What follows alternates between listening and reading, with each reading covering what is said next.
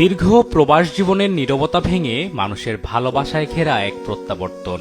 তিনি আপোষহীন রাজনীতির প্রতীক, গণতন্ত্রের কণ্ঠস্বর, কোটি মানুষের প্রত্যাশার নাম, যিনি দূরে থেকেও ছিলেন মানুষের হৃদয়ের খুব কাছাকাছি, যার নামে আজ প্রকম্পিত হয়েছিল ঢাকার রাজপথ। তিনি তারেক রহমান।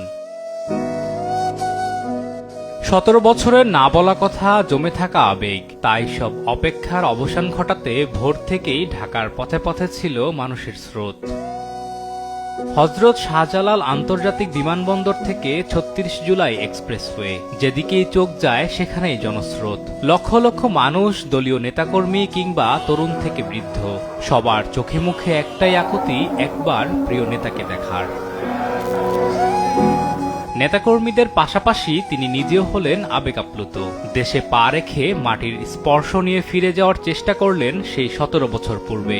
বিমানবন্দর থেকে বেরোতেই সিক্ত হলেন সর্বস্তরের ভালোবাসায়। কারো হাতে দলীয় পতাকা, কারো চোখে জল, কারো কণ্ঠে বিপ্লবী স্লোগান। এই ভালোবাসা কোনো আয়োজনের নয়, এই ভালোবাসা হৃদয় থেকে উঠে আসা। তাই তো জনস্রোত পেরিয়ে ধীরে ধীরে এগিয়ে গেলেন সংবর্ধনা মঞ্চের দিকে। অনেকের চোখে তখনও জল, অনেকের কণ্ঠ কাঁপছে আবেগে। কারো কাছে তিনি শুধু রাজনৈতিক নেতা নন, তিনি আশা, বিশ্বাস আর দেশপ্রেমের প্রতীক। কুয়াশাচ্ছন্ন বিকেলে ক্লান্তিহীনভাবে পুরোটো পথ হাত নাড়িয়ে গেলেন তার প্রিয় দেশবাসীর পানে। রাজকীয় প্রত্যাবর্তন বোধহয় এমনই হয়।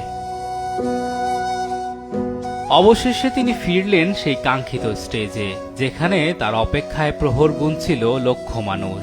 সেখান থেকেই দিলেন নতুন বাংলাদেশ গড়ার প্রতিশ্রুতি। মনে রাখবেন, we have a plan, we have a plan for the people and for the country. ইনশাআল্লাহ আমরা সেই প্ল্যান বাস্তবায়ন করব। সংক্ষিপ্ত বক্তব্য শেষে কড়া নিরাপত্তায় রওনা হলেন মমতাময়ী মা বেগম খালেদা জিয়ার কাছে। সংকটময় পরিস্থিতিতে যার পাশে থাকার তীব্র আকাঙ্ক্ষার কথা জানিয়েছিলেন তিনি নিজেই।